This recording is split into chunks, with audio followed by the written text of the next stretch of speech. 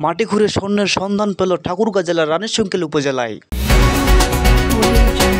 শাবল, কোদাল ও বুসলা নিয়ে স্বর্ণের সন্ধানে ভিড় জমাচ্ছে এলাকা মানুষজন। আরবি ব্রিক্স ভাটায় 144 ধারা জারি করেছে প্রশাসন। কে কে স্বর্ণ পেল তা এখনো নিশ্চিত নয়। প্রিয় দর্শক, এতক্ষণ শুনছিলেন সংবাদ শিরোনাম, এবার বিস্তারিত শোনার আগে ছোট্ট একটি রিকোয়েস্ট, আমার চ্যানেলে যারা নতুন তারা সাবস্ক্রাইব করে পাশের বেল আইকনটি অবশ্যই অন করে রাখবেন, তাহলে এরকম নতুন নতুন খবর সবার আগে আপনার কাছে পৌঁছে যাবে। ঠাকুরগাঁও রানীশংকেলে একটি ইটের ভাটায় সোনার খোঁজে কয়েকদিন ধরে হুলুস কাণ্ড চলছে। আইন শৃঙ্খলা প্রস্তুতি অবনতি অসংখ্যা সেখানে 144 ধারা জারি করেছে প্রশাসন।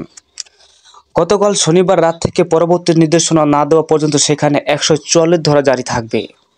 রাতে রানীশংকেল উপজেলা নির্বাহী কর্মকর্তা ইউনো রাকিবুল হাসান এক বিজ্ঞপ্তির নির্দেশনা দেন।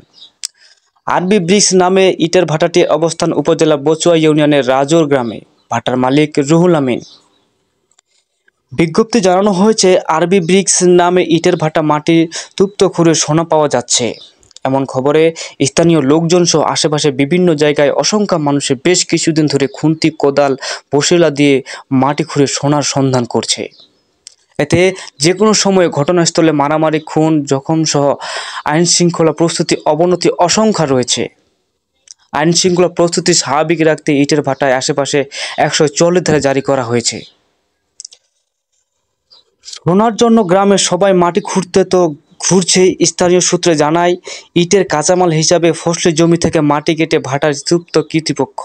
সম্প্রতি সেই মাটি কাটতে গিয়ে শ্রমিকেরা সোনা পেয়েছেন বলে খবর ছড়িয়ে পড়ে। এরপর কোদাল, খুন্তি, শাবল, বসিলা নিয়ে সেখানে ভিড় শুরু করে গ্রামবাসী। সামাজিক যোগাযোগের মাধ্যমে খবর পেয়ে আশেপাশে এলাকার এমনকি দূরদূরান্ত থেকেও লোকজন এসে সেখানে ভিড় করছেন। তবে কে কে সোনা পেল তা নিশ্চিত করে কেউ বলতে পারেনি। প্রিয় দর্শক, আজকের মতো এখানেই। আগামী সংবাদ পেতে আমার চ্যানেলটি অবশ্যই সাবস্ক্রাইব করুন।